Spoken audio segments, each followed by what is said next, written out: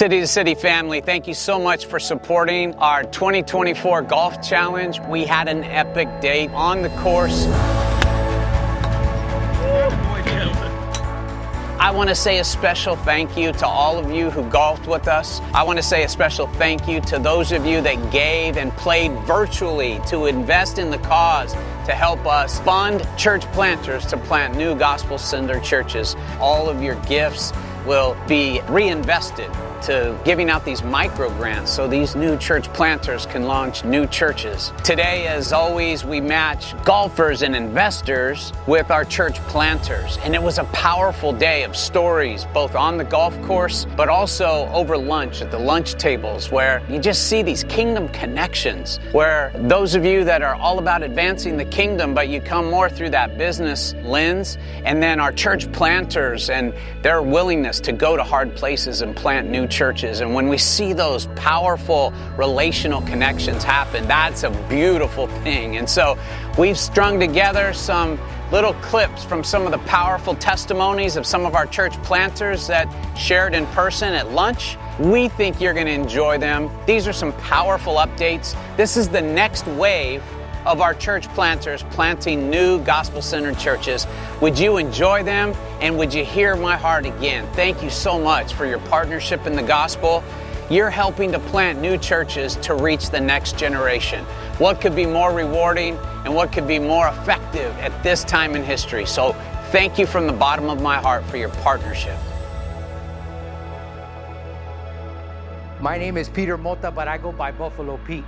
I just turned 47 years old. I'll tell you why the Buffalo in a little bit. I just turned 47 years old. Today, I am a present and engaged father. I am a faithful and loyal husband. I am an entrepreneur. I am a man after God's own heart. I'm no theologian, man, but I have tasted God's goodness. Amen. For 25 years of my life, you're looking at a man who chose drugs, who chose the addiction of methamphetamines, cocaine, anything you could think of, mushrooms, acid, coke. I did it all. I grew up in a very toxic and dysfunctional home. Sexual abuse, psychological abuse, and physical abuse. The favorite thing that was said to me on a daily basis was, lo que haces con una mano lo destruyes con la otra. What you do with one hand, you destroy with the other. I grew up from a little guy hearing these words constantly beat into me. And if it wasn't the verbal abuse, it was the physical abuse. And I lived out what was said to me. I lived it out in my choices. I've been with my wife for 30 years now, married for 23 years. I had never been faithful to this woman. From the day we got married, I didn't know what faithfulness looked like. See, I grew up in a family where to have an affair made you a man. It was an unsaid thing in my family and in my culture. I grew up thinking that made me a man. I'm here to tell you guys that for the last 6 years of my life, I've had eyes for no one else but for my wife. I'm here to tell you that because of God's grace and mercy, because I've tasted His goodness, for the last 6 years, I have not had a drink of alcohol. I have not chosen to go back to my methamphetamines. I have not chosen to go back to the life that I used to live. In my addiction, I would hit these peaks where they call it drug-induced psychosis. But what it is spiritual warfare. There were moments in my life for weeks at a period where I would hear hundreds of conversations going on in my head. These voices were disguised by the voices of my parents, of my in-laws, of my brothers, the people I love the most. And they would be bashing me. And they would be beating me down. These voices would be saying, Peter's worthless. Peter is no good. Man, Satan had done a work in me, man. It's like Legion, right? It was my Legion. 7 years ago, I was invited to do a 1-year recovery program. For 25 years, I told my wife, I got this, mija. I'm just going to sober up. Let me sleep this weekend, and I promise I won't do it again. 2 weeks later, I was cheating on her again. I was cooking meth again. I was dealing dope again. I did everything I could do. I was invited to the Long Beach Rescue Mission. I went to this place and I didn't want to stay. Family, I went in there, I walked through those doors and I said, give me 2 weeks, I'm gonna sober up, I'm gonna get healthy again, I'm gonna go right back to my wife. I'm sitting in the chapel one night, and it was that moment where Jesus crossed the Sea of Galilee for this man consumed by legion. Jesus crossed my Sea of Galilee. As I'm sitting in this chapel, worship is going, and then the Holy Spirit he just smashed me up. I just started pouring out in tears, and I felt like this weight was falling off of my shoulders, and it was like my life was replaying before me, and everything I had done, and God was telling me, like, I forgive you, son. Like, I need you. I need you to get it right. I need you to get it right. I got something for you. Church, I looked up at church. I looked up. Everybody was gone. The place had cleared up. The musicians were gone. The pastor was gone. The congregation was gone. I don't know how long I was there. What I do know is that the Holy Spirit came in there and just did a work on me. Yeah. I stood up and I ran to the director and I said, I need this. I need this. It's been now going on 7 years of nothing but sobriety. My work started out just giving my testimony at different missions and different programs. But then I ran into this man called Larry Acosta. Oh, man. And I see him at Man Camp, which is our men's ministry, and he says, I had to chase him down. I needed to tell him my testimony. I don't know why. This was 3 years ago. I felt so encouraged. Like, I love what he brought to the table. I loved his honesty and his transparency. And I just felt called to share my testimony. So I chased him down. And in a nutshell, I gave him the elevator pitch of who I was and what God had brought me through. About 1.5 years ago, I run into him again. And he says, hey, you still on fire for God? And I said, more than ever, man. He said, I'm going to invite you to the incubator, city to city incubator. At this point, there was no thought of church planting in my mind, people. There was nothing that had, all I wanted to do was share what God had done in my life. And I went to the first city to city incubator program. And the first question people ask you is, where are you planting? When are you planting? Like, those are the first 2 questions. And my wife and I are like, we're just exploring the call on our life, man. Like, don't push me. Don't rush me, right? 3 sessions in, because of the community and the support that we felt from city to city, we're sitting in our third session, and I look over to my wife and I said, we need to stop playing games. There's a call on our life. God didn't bring us through those seasons and those storms for nothing. There's a calling on our life. And from that point forward, we're calling ourselves church planters. I thank city to city for what they've invested in me. And they can only do that because of people like you. And so I thank you. I thank you for your generosity. I thank you for your heart. And I pray that God continue to spill into your life so you could spill into ours. I thank you guys. God bless. So 17 years ago, God found me. I wasn't looking for him. He found me.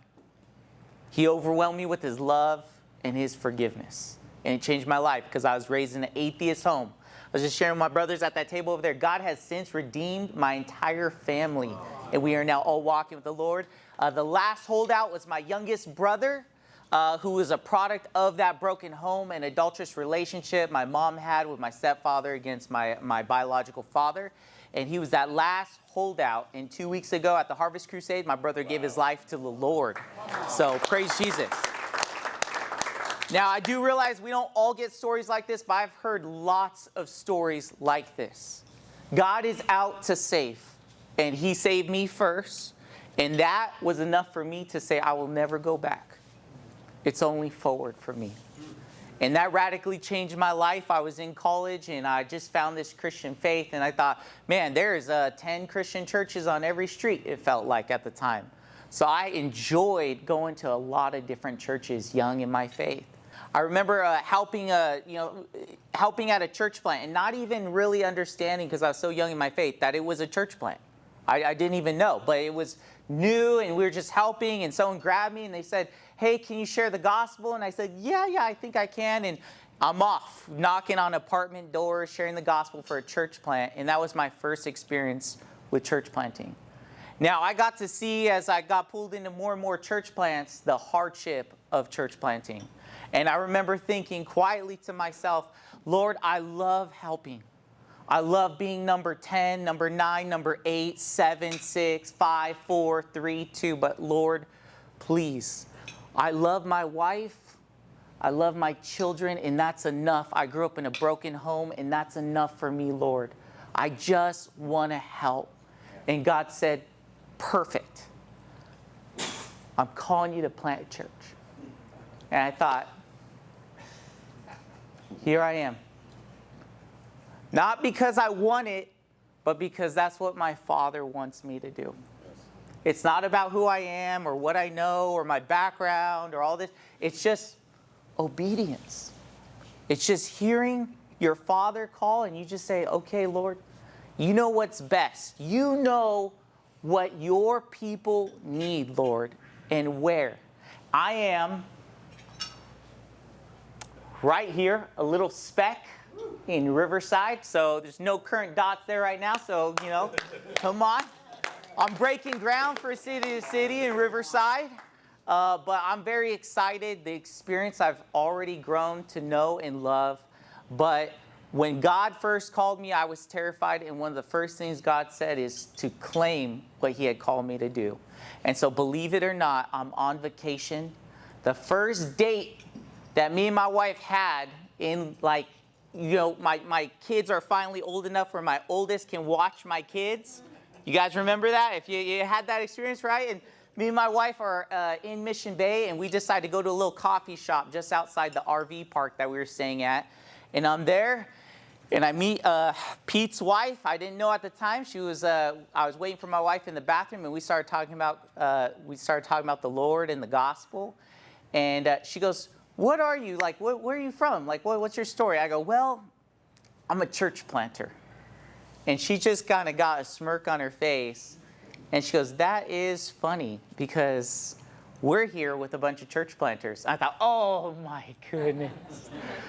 And I thought, how amazing. I got connected with Pete and then Larry. Larry gave me some books. And, I wasn't, if you know Larry, he's going to give you books. I didn't know at the time, but I walked away from that opportunity. I thought, wow, that's a really cool thing. I told Larry, hey, me and my family, at the time, we're living in an RV full-time, traveling the nation. I said to Larry, when we come back, I'll hit you up. And we ended up coming back unexpectedly from that adventure because my wife almost lost her life through a blood clot unexpectedly. And we're fresh out of the hospital, and Larry calls me out of the blue. I kid you not. Larry called, and City to City was there for me and my family in a way that was just so gospel-centered. And it ministered to us because we just felt like, oh, here we are called, and here my wife is struggling with her health condition. And at this time, they gave my wife a 35% chance of survival because the blood clot was so severe, and they were trying to deal with it. Larry and City to City walked alongside us, not just in financial ways, but in other ways. They showed us the love of the Lord. Larry, I remember he said, hey, if I feel like God is calling you to plant a church, Michael. I know this isn't the best time, obviously, but pray on it. And I just thought, wow, this has got to be the worst time ever. But I've been walking with the Lord long enough to know, well, God works in mysterious ways. And I remember going to my wife going, hey, Larry, I know we love Larry. And he had this crazy thing in 6 weeks, CAC starts. And my wife's laying down in bed, and she goes, let's do it. And I thought, wow. Okay, babe. What I have seen from City City, I've seen a community of men of God, women of God, who are setting out to do incredible things in a very tough area that you could almost say we're losing ground for the gospel in. And I remember that first night at that first dinner at Larry's house, sitting around going, wow, there's other people God is calling. There are other people just as crazy, just as faithful. And we're not alone. And y'all being here right now are proof of that. In our Hispanic community, unfortunately, we don't have a space where we can build community around us for people to believe for us and in us. In our context, if you are called to plant a church or pastor a church, the saying says, if God called you, God will provide. And they'll pray over you and they'll bless you and they'll say go. But no resource, no community, no training, and just go. And so when Larry was doing City to City and he was talking to me about it and he says, hey man, want to do something for the Spanish community? I was like, man, I'm all in, Larry. I believe in you.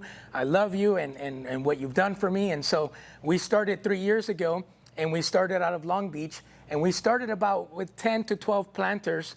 Last year we finished, graduated our first class of 2 years incubator with 10 people that are now launching churches. And so this year he said, hey, we need to multiply. There's San Diego, there is Inland Empire, there's LA, Orange County, and Long Beach. So that means you got to go from one in Long Beach incubator and the second one in Tijuana, because that's where we are at. And then you got to now multiply to the other areas. And I said, all right, Larry, let me see what I can do. Let me call some pastor friends and help them get trained to facilitate. And now let me tell you that we just launched this Saturday. We launched our incubator for this year, and we had 30 new planters that attended from just, I mean, amazing. We went from 10 to now 30. We have a job and a responsibility to be able to teach and equip the next generation of pastors so that they don't continue doing church alone. We have this culture of isolation, and what Incubator with City to City does, that it brings community and relationship that they're not alone. I have Pastor Javier here. He was just coming, he was whispering in my ear. He says, man, I wish we had more of this when I planted the church over 20 years ago.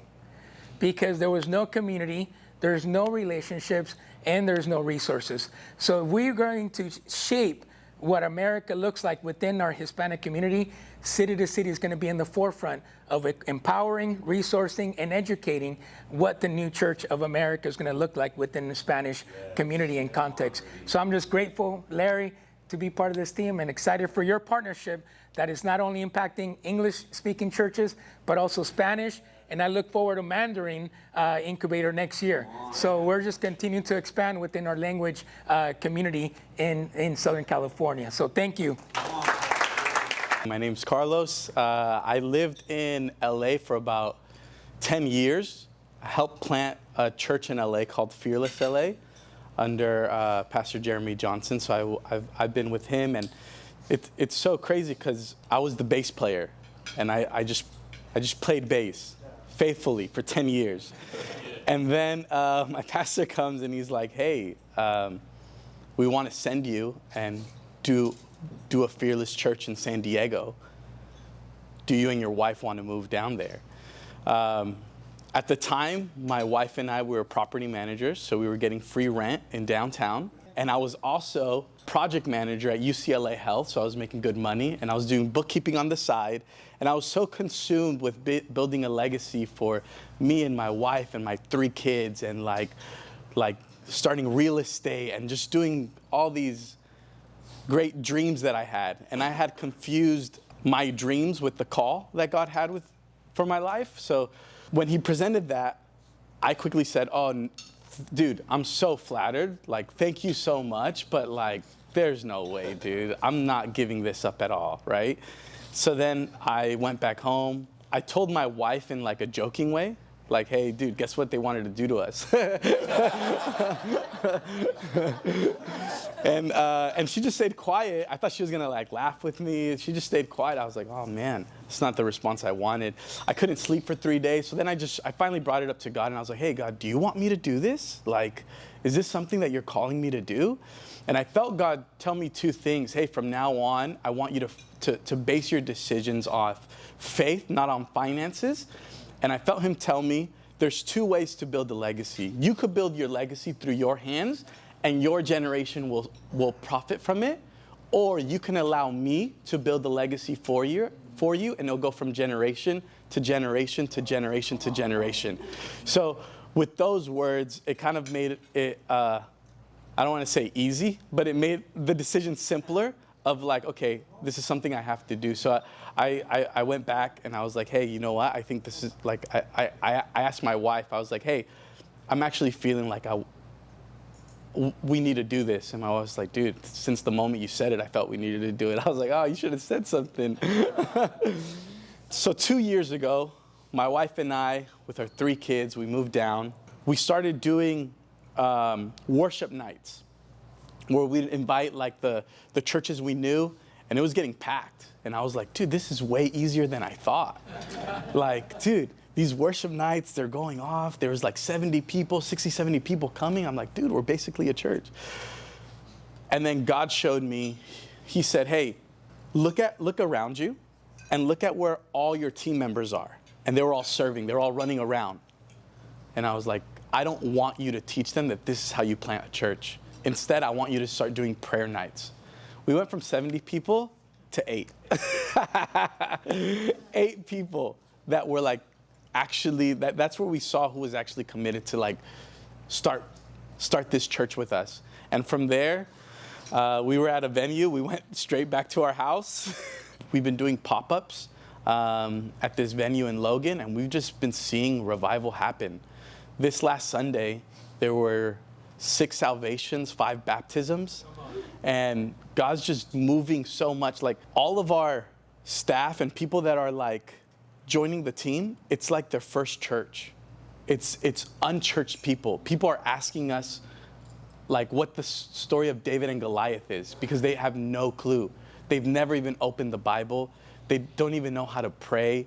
They don't even know anything about church culture or nothing. They're like newly saved, just so on fire for God. And another thing we're noticing that in that area we're at, so the Mexican cartel is very prominent in that area, as well as there's other 4 major gangs. So we're facing a lot of strongholds.